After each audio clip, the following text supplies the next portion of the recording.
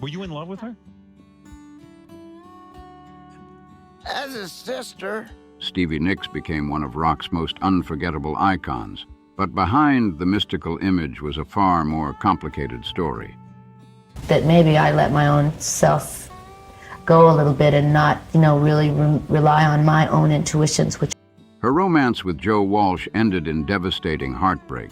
Her years with Fleetwood Mac were filled with tension, and some of the relationships closest to her became tangled in fame, addiction, ambition, and sacrifice. So what was really happening behind the scenes, and how much did Stevie's success cost her along the way? Let's get into it. Back in the 1980s, Joe Walsh had already cemented his status with the Eagles, while Stevie moved through rock culture like nobody else, wrapped in velvet, mystery, and that unmistakable voice. She's like a soulmate. When the two connected, the chemistry apparently hit fast. This wasn't some quiet little romance. It became a powerful relationship between two huge personalities living inside an already chaotic rock and roll world. But behind closed doors, things weren't nearly as magical as the image suggested. Both were dealing with serious substance use problems during that era, something they later discussed publicly, and that added another layer of instability to an already emotional relationship. Stevie became deeply attached to Joe, and would later describe him as the great love of her life. Still, strong feelings didn't automatically make their relationship healthy or sustainable. Their lifestyles, personal struggles, and emotional baggage created a situation that could become exhausting for both of them. Years later, their memories of the relationship added more layers to the story. They're always the best ones for me. Instead of a simple fairy tale romance between two music icons, what emerges is a picture of two complicated people dealing with fame, addiction, enormous pressure, and their own personal problems. Stevie's feelings for Joe were clearly powerful, but the full story was much rougher than the dreamy version some fans might imagine. Their bond became incredibly intense, and Stevie had a difficult time when it ended. Rather than inventing some neat Hollywood breakup, the documented story is already dramatic enough. Joe eventually walked away while both of them were struggling, and Stevie later spoke openly about how deeply the separation affected her. That kind of heartbreak, mixed with the lifestyle surrounding them, made the whole situation hit even harder. Joe had his own battles to deal with too, so neither person was exactly standing on solid ground. He was trying to survive his own destructive habits while Stevie was dealing with hers. Their relationship couldn't magically fix those problems, and when it collapsed, there was real emotional fallout. Stevie carried the breakup with her for years, even connecting some of her later music and memories to what Joe meant to her. And Joe wasn't the only person involved in complicated chapters of Stevie's story. Her magnetism could pull people close, but decades inside Fleetwood Mac and the wider rock scene also brought famous feuds, romantic fallout, bruised friendships, and relationships that shifted again and again. Behind those massive songs was a much more tangled human story, and some of its sharpest conflicts were still waiting to explode. Take Stevie's rumored tension with Chrissie Hynde of The Pretenders. Their styles were worlds apart. Chrissie had a raw, straight-talking edge, while Stevie leaned into shawls, mystery, and rock star magic. That contrast made rivalry rumors sound extra spicy, but claims of a serious feud should still be treated carefully. Then came Belinda Carlisle. As Belinda built her solo career in the 80s, comparisons with Stevie started flying. Similar fashion and stage imagery gave gossip columns plenty to chew on, including rumors that Stevie thought Belinda was copying her. But those claims remain rumors, not proven facts. Behind the cameras, even one look or comment could get twisted into evidence of drama. Meanwhile, the deeper story was inside Stevie's own musical circle. Lori Nicks and Sharon Solani weren't just backup singers. They became key voices in her sound, touring and recording beside her through major success and difficult periods. Those long working relationships naturally changed over time. Touring at that level meant pressure, exhausting schedules, shifting creative decisions, and complicated professional boundaries. Rather than presenting unverified stories about money, control, or emotional manipulation as established facts, the stronger angle is what can actually be seen. Stevie's inner circle evolved as careers, responsibilities, and personal lives changed. That doesn't make the story any less dramatic. When people spend years creating music together, even ordinary professional changes can feel deeply personal. Backup singers can become trusted collaborators, friends can become co-workers, and suddenly every disagreement carries years of history behind it. And I'm always right. So, That's the side of rock stardom audiences rarely see beneath the stage lights. Stevie's road through the industry was never made up of success alone. Fleetwood Mac itself became famous for tangled romances, creative clashes, breakups, reconciliations, and emotional songs born from real relationships. Stevie remained magnetic on stage, but behind that image was a complicated human being working inside an equally complicated business. And the closer someone got to that world, the more complicated those relationships could become. Fans often saw Stevie Nicks and Christine McVie as Fleetwood Mac's powerful united front. But behind the scenes, things were more complicated. They had different personalities, songwriting styles, and ways of dealing with the band's chaos, so clashes were bound to happen. By the early 90s, Stevie was pushing deeper into her solo career while Christine remained connected to a Fleetwood Mac going through major changes. That created distance, but claims that Christine simply saw Stevie as selfish or impossible aren't firmly backed by the public record. Stevie was also dealing with addiction and prescription medication struggles that affected her life and career. Still, saying Christine deliberately ditched her during those difficult years makes their relationship sound way simpler than it really was.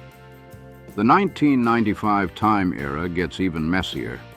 Stevie wasn't actually part of Fleetwood Mac for that album, while Christine recorded on it but had stopped touring with the group. So dramatic stories about them battling during those sessions don't cleanly match the timeline. When Christine returned in 2014, the vibe looked very different. She and Stevie publicly showed warmth and reunited on stage, giving fans a massive moment. They certainly could disagree, but claims that Stevie constantly controlled Christine or shut down her ideas need stronger proof. The real relationship had far more layers than a simple secret feud. What made Stevie and Christine's connection so fascinating was that it survived an environment where almost everything seemed capable of falling apart. They experienced lineup changes, broken romances, addiction, enormous fame, solo careers, and decades of Fleetwood Mac drama. There could be disagreements and distance, sure, but there was also mutual respect that both women spoke about publicly.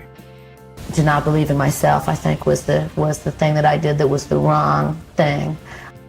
Away from that famous stage, Stevie's personal story carried plenty of its own weight. Long before the sold-out arenas, there was a young woman developing a fiercely recognizable identity through her clothes, songwriting, performance style, and refusal to fit neatly into somebody else's idea of what a female rock star should be. And that determination would shape some of the most complicated choices of her life. I didn't believe in myself for a few days, few minutes, few lifetimes went by. But Stevie's fierce independence could create friction at home, especially when her extraordinary career collided with the more structured world she grew up in. Her father, Jess Nicks, was a successful businessman whose career required the family to move frequently. He valued discipline and hard work, but the idea that he simply rejected Stevie's unconventional lifestyle doesn't tell the whole story. In fact, her parents would become important supporters of her career. That doesn't mean Stevie and her father agreed on everything. Her wild rise to rock royalty brought non-stop touring, fame, complicated relationships, and addiction struggles. but claims that Jess abandoned her or constantly trashed her career and appearance needs stronger proof. The family story had way more layers. Her mother, Barbara, also remained an important figure in Stevie's life. Imagine watching your daughter go from an ordinary young woman to a rock icon whose voice, clothes, and mysterious image were recognized everywhere. Fame changed the whole game, and Stevie's success came with serious sacrifices. She later revealed one deeply personal decision from the late 70s. While involved with Don Henley, she became pregnant and chose to have an abortion. Stevie later connected that decision to her career, explaining that motherhood simply didn't fit the intense Fleetwood Mac life she was living at the time. Stevie has also spoken about the decision in strong terms, including her belief that having a child at that point could have changed the future of Fleetwood Mac. That statement grabbed attention because it exposed just how extreme the choices surrounding her career could become. She wasn't balancing an ordinary 9-to-5 job with family life. She was inside one of the biggest and most chaotic bands on the planet. But it's important not to put emotions in her mouth that she hasn't expressed herself. Rather than claiming she spent decades consumed by secret regret, what stands out is how openly she has discussed choosing her career and accepting the consequences that came with it. Stevie never had children, and her music, relationships, friends, and extended family became major parts of the life she built. To millions of fans, Stevie looked fearless. Shawls flying, voice cutting through packed arenas, completely in command. Behind that image was someone making difficult choices about love, family, addiction, and ambition. Her fame opened doors most musicians could only dream about, but every door came with another trade-off, and some of those choices would continue shaping how people understood the woman behind the Stevie Nicks legend. And when it comes to the most intense relationship in Stevie Nicks' story, Lindsey Buckingham is impossible to ignore. Their history became one of rock music's most famous emotional roller coasters, a wild mix of love, ambition, creative chemistry, resentment, and songs that turned private heartbreak into worldwide hits. Their story began long before Fleetwood Mac. Stevie and Lindsey met in the late 1960s and eventually became musical partners as well as a couple. They chased the same dream, struggled financially, recorded together as Buckingham Nicks, and tried to break into an industry that wasn't exactly waiting for them. Whatever happened later, that early connection helped shape both of their careers. Then Fleetwood Mac changed everything. After Lindsey and Stevie joined in 1974, success came at a ridiculous speed. But while the records were exploding, their romantic relationship was falling apart. By the time rumors became a phenomenon, they were making music alongside each other while processing a breakup in real time. That tension didn't stay hidden. It went straight into the songs. That's what made their performances so electric. They could stand feet apart singing lyrics inspired by heartbreak, anger, and relationships, while millions of fans knew exactly who some of those words were about. Songs like Dreams and Go Your Own Way turned emotional fallout into rock history. The stage became a place where their past and their music kept crashing together. As Stevie's solo career exploded during the 1980s, their professional paths became even more complicated. Lindsey remained a major creative force inside Fleetwood Mac, while Stevie proved she could become a superstar outside the band.